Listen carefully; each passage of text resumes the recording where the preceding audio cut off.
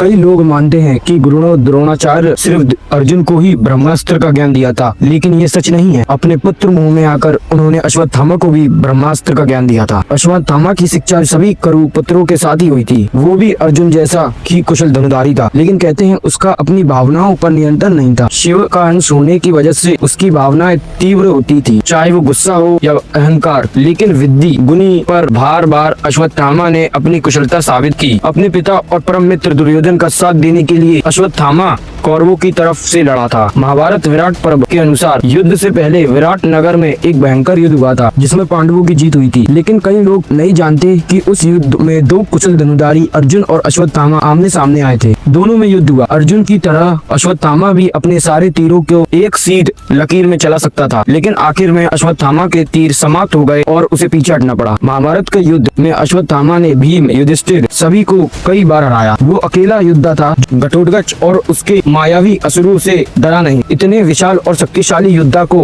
अश्वत्थामा ने अकेले ही हरा दिया। यहाँ तक कि उसने अपने बाणों की ऐसी वर्षा की जिससे करीब 1 लाख पांडव सिपाही मारे गए। अपने पुत्र अभिमन्यु की मौत का बदला लेने के लिए जब अर्जुन ने जयद्रथ को मारने का प्रण लिया था, तब अश्वत्थामा ने अर्जुन को रोक के रखा और जयद्रथ को बचाया। यहाँ तक कि जब अर्जुन और कर्ण का युद्ध हुआ था और अर्जुन उसे पराजित करने वाले थे, तब अश्वत्थामा ने उसे बचाया था। युद्ध के 14वें दिन अश्वत्थामा ने एक ऐसा अस्त्र चलाया जिससे वो युद्ध उसी समय खत्म हो जाता। नारायण अस्त्र, जो सभी शस्त्रधारी योद्धाओं का एक साथ वध कर सकता था। लेकिन श्री कृष्ण ने सारी सेना को अपना शस्त्र त्याग कर जमीन पर लेट जाने को कहा और अश्वत्थामा का वार नाकाम हो गया। माना जाता है कि अगर अश्वत्थामा का क्रोध अपनी हद पार कर देता तो वो पूरे युद्ध को अकेले ही खत्म कर देता और जल्द ही वो समय करीब आ रहा था।